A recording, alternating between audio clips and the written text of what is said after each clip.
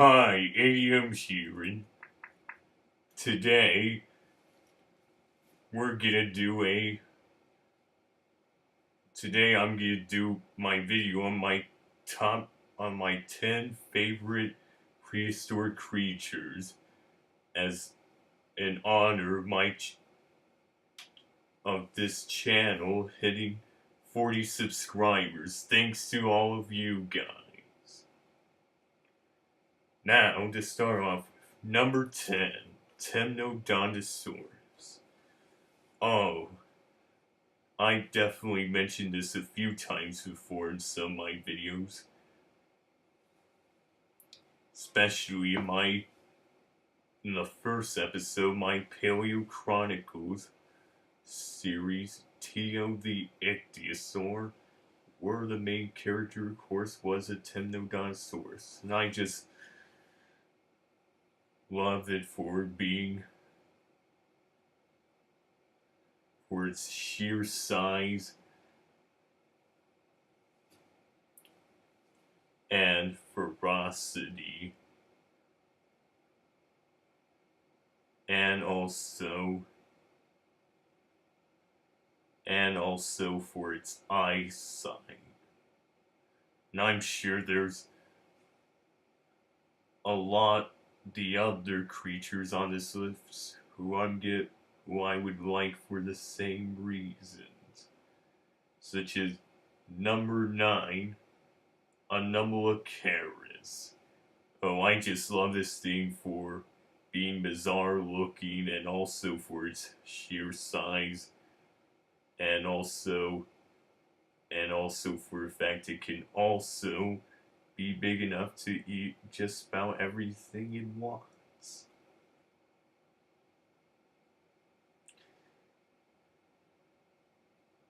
And also its mouth, especially the way it works, how it works like a pineapple slice.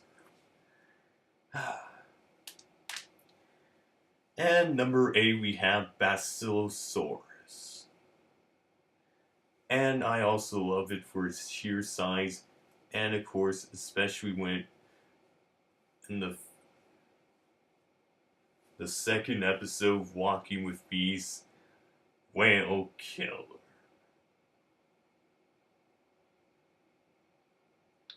And also, when I did a video about it called The King of the Oceans Before Megalodon back last year now.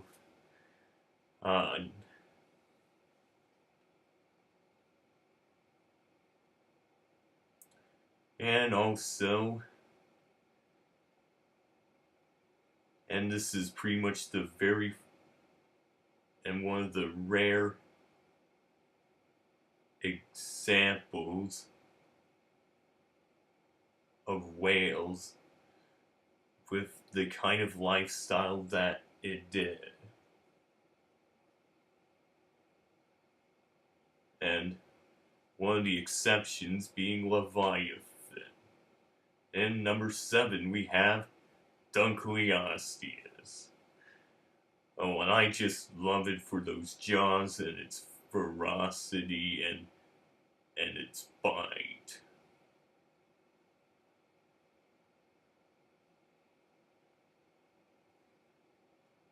Yeah. And number 6, we have Parasaurolophus. I kind of like it, of course, as I mentioned in my obsession with dinosaurs video. For I just love the crest and how it could be used to communicate, and it was originally thought back when it was first discovered to be used as a snorkel, like when in the waters, like how many people associate them as being in warm tropical areas, especially in swamps, sort of like the American Southeast.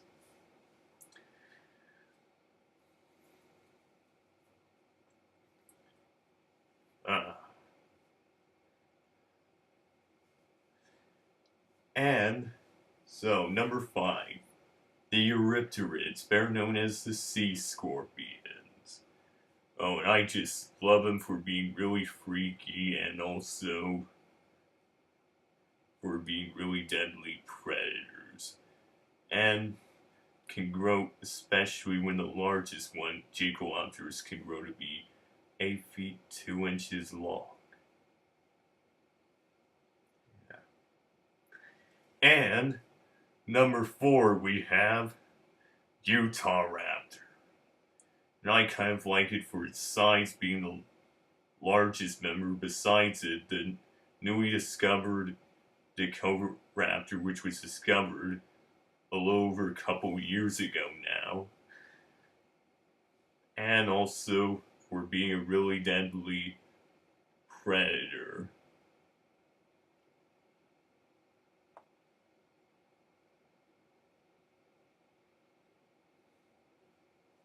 Yeah. And number 3, we have Mosasaurus. You've seen some of the videos of me, well, at least that one video of me holding a tube of it.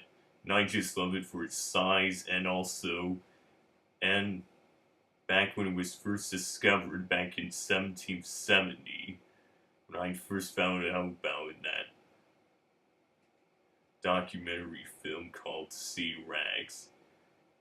And there's also, of course, National Geographic Sea Monsters. I like it for its sheer size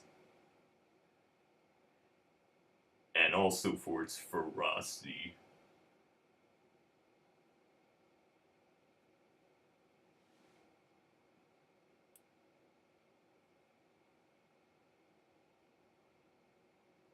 And also, and how it's related to today's snakes and Komodo dragons.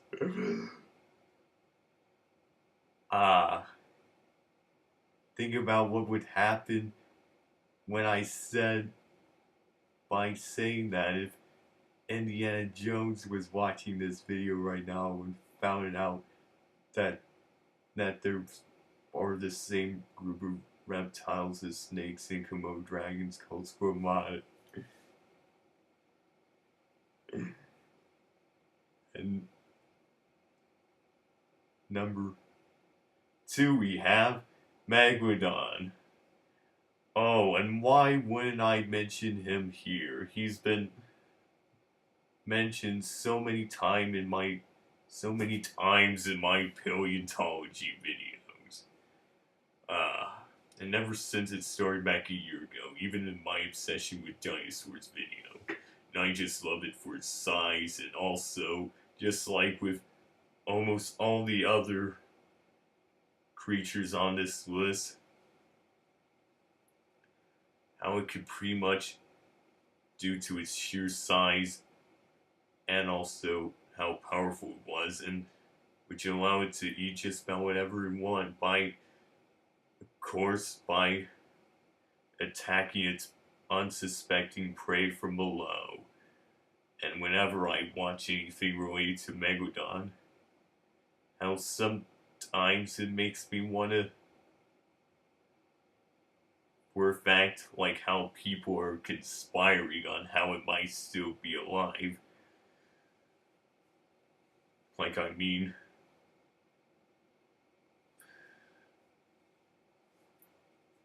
If it still were, kind of makes me want to stay out of the war altogether. Though I guess that's what kind of makes it awesome to begin with. So that's what leads us to number 2. Spinosaurus. Oh, where do I begin with this one? And of course there's its sail, and its sheer size, which can grow to be 50 feet long and 10 feet tall. Oh.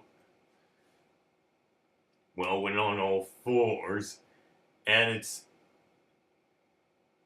adaptation to life in rivers, streams, and estuaries, and ponds and lakes, or in that case, fresh water.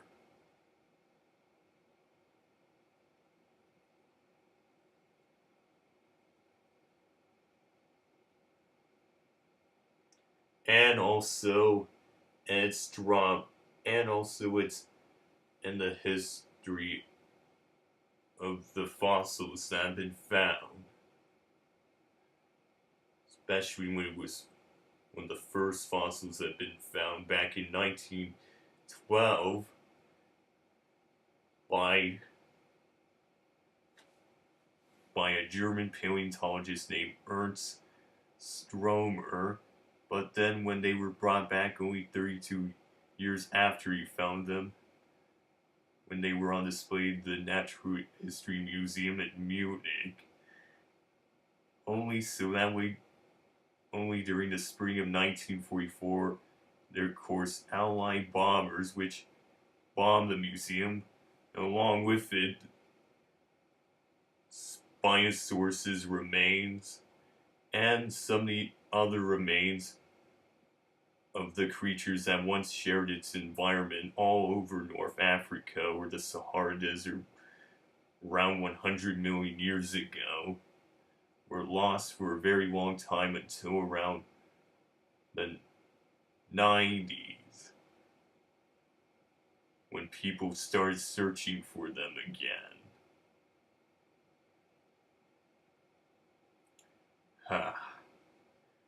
This is why it's my favorite prehistoric creature, and it will never, I just hope it will never be topped.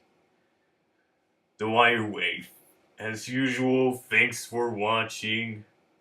If you're a fan of paleontology, let me know what your favorite prehistoric creature is, and basically just make your own video if none of them were the same as mine. As usual, leave a like if you enjoyed today's video. Click subscribe, and thanks for watching. I'll be back tomorrow with another episode of Paleo Visuals. As usual, thanks for watching, but from now on,